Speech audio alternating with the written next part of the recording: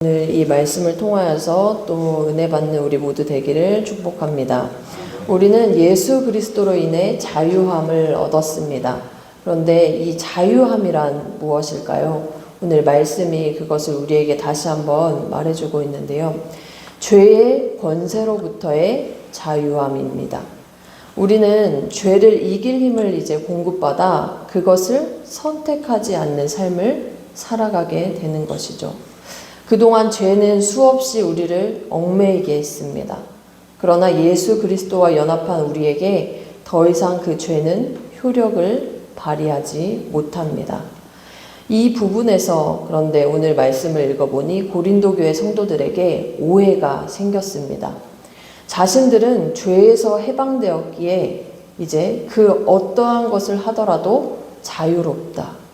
그 자유함을 그렇게 표현하고 또 그렇게 이해했습니다. 그래서 죄를 지어도 그것이 죄다라고 이제 여기지 않고 도덕적으로도 그렇게 타락한 모습을 오히려 보여주고 있는데, 음행의 문제에 있어서도 거리낌이 없이 합리화하며 당당했습니다. 그러나 그들이 놓쳐버린 것이 있죠. 바로 죄가 흔적도 없이 사라진 것은 아니라는 점입니다. 죄는 언제든지 기회를 틈타서 우리로 다시 죄의 자녀가 되게 하려고 시도합니다. 이 땅을 살아가는 동안에는 계속해서 그리고 끈질기게 그 일을 멈추지 않을 것입니다. 그런데 변화가 되었다라는 것은요, 이전에는 우리가 싸울 여력도 없이 죄에게 져서 살았다면, 이렇게 죄의 지배 아래 놓여 살았다면, 이제는 예수 그리스도로 인해 전혀 새로운 삶으로 나아가게 되었다는 것이죠. 날마다 우리는 죄와 싸우되 기억해야 할 것은 그 죄의 권세에 휘둘리지 않을 힘이 우리에게 주어졌다라는 것입니다. 이 권세, 이 능력, 이 은혜로 오늘 한날을 살아가는 우리 모두 되기를 소망합니다. 이것을 붙잡고 죄로부터의 자유함을 온전히 누리시기를 다시 한번 축복합니다. 고린도 교회 성도들에게 퍼져있던 이 음행, 이것은 죄입니다. 음행을 한마디로 표현해 본다면 다른 마음을 품는 것입니다. 다른 곳에 마음을 주는 것. 여기서 말하는 음행은 물론 이제 도덕적으로 또 표면적으로는 육신의 음행을 말하고 있어요. 이들은 당당하게 그냥 음행을 행했습니다. 그러나 이것은 곧바로 그리스도를 향한 음행으로 이어졌습니다. 그리스도께 마음을 두지 못하고 다른 마음을 품어 죄가 자리하도록 허락하는 것. 이러한 음행을 결코 정당화할 수는 없었습니다. 그러나 이들은 정당화했어요. 바울은 정당화할 수 없는 이유를 두 가지로 설명을 하는데, 첫 번째는 15절에 나와 있습니다. 15절 말씀을 함께 읽겠습니다. 너희 몸이 그리스도의 지체인 줄을 알지 못하느냐? 내가 그리스도의 지체를 가지고 창녀의 지체를 만들겠느냐? 결코 그럴 수 없느니라. 우리의 몸, 그들의 몸이 그리스도의 지체이기 때문입니다. 그리스도와 연합되어 있고 그리고 하나이기 때문에 결코 음행, 죄를 지을 수 없다라고 이렇게 바울은 이야기를 하고 있죠. 두 번째는 16절에서부터 17절에 나와 있는데 함께 읽겠습니다. 창녀와 합하는 자는 그와 한 몸인 줄을 알지 못하느냐? 일렀을 때 둘이 한 육체가 된다 하셨나니 주와 합하는 자는 한 영이니라. 음행을 하는 자는 그리스도와 합하지 못한 자이기 때문에, 그렇기 때문에 이 음행이 결코 정당화될 수 없다라고 이렇게 말하고 있는 것이죠. 그리스도와 연결되어 있다면 다른 마음을 품을 수 없습니다. 그 자리를 다른 것에게 내어줄 수 없다라는 것이죠. 다른 곳을 바라본다면 정작 바라보아야 할 것을 바라보지 못한 채 헤매는 삶을 살아갈 수밖에 없습니다. 그 삶이 세상의 것들로 가득 채워 그리스도의 생각과 뜻에는 깜깜해지는 것입니다.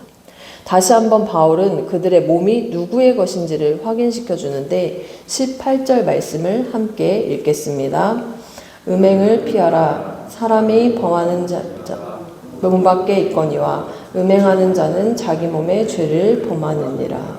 이렇게 음행을 피하라고 말을 하고요. 이어서 19절 말씀 읽겠습니다. 너희 몸은 너희가 하나님께로부터 받은 바 너희 가운데 계신 성령의 전인 줄을 알지 못하느냐. 너희는 너희 자신의 것이 아니라. 바울이 이곳에서 말하는 이 몸은 육신뿐만 아니라 넓은 의미로 인간 존재 자체를 말합니다. 이렇게 생각해 보시면 돼요.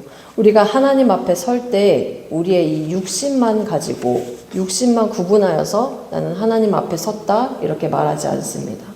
또한 영이나 인격 등을 구분하여서 딱딱딱딱 구분하여서 하나님 앞에 섰다라고 하지 않습니다. 하나님께서는 우리 전체를 몸을 포함하여서 우리의 생각과 우리의 모든 것, 판단과 의지와 그리고 모든 것을 앞에 세우셨습니다. 우리를 그분의 자녀로 그렇게 부르셨는데요. 예수 그리스도를 통해 그렇게 해 주셨습니다. 예수 그리스도의 죽음이 우리를 살리셨고 그 값은 어떠한 것과도 비교할 수 없는 그러한 귀한 값이었습니다. 그런 우리에게 이제 주어진 책임이 있는데 그것이 무엇이냐면 하나님의 자녀라는 것을 밝히며 또 살아계신 하나님을 증거하는 것입니다.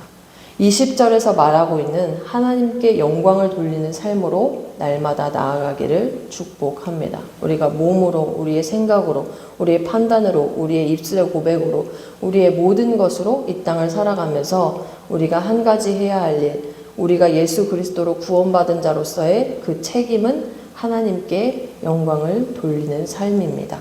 내 인생은 하나님의 것입니다. 그리고 내 삶에는 그리스도의 뜻과 생각이 담겨 있습니다. 이 고백이 삶으로 나타나서 세상에 밝히 증거하는 우리 모두가 되기를 소망합니다. 이렇게 나아갈 때 음행, 다른 마음을 품는 것이 우리의 어디에 자리를 잡을 수 있을까요? 바울은 우리에게 예수 그리스도로 가득 채우라, 그 은혜로 가득 채우라 말하고 있습니다. 이 말씀을 읽으면서 평생에 하나님의 영광만을 나타내며 살기를 더욱 사모했습니다.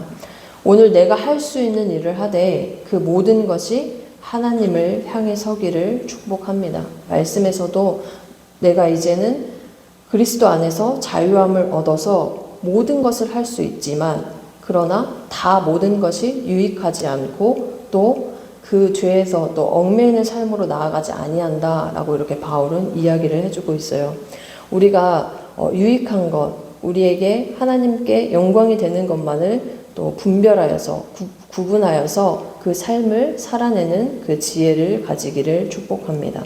하나님께서 우리에게 예수 그리스도로 생명을 주신 것은 죄의 권세를 이길 힘을 허락하신 것입니다. 죄를 정당화하기 위함이 결코 아닙니다. 오늘 하루 하나님께만 온전히 마음을 드리고 다른 마음을 품지 않는 그리고 다른 곳에 마음을 두지 않는 우리 모두 되기를 소망합니다. 오늘 주신 이 말씀을 기억하면서 하나님께 나의 삶을 다시 한번 드리고 나의 삶의 고백을 다시 한번 드리며 하나님께 영광 올려드리는 삶을 살고 싶노라 그렇게 결단하며 나아가는 우리 모두 되길 소망합니다.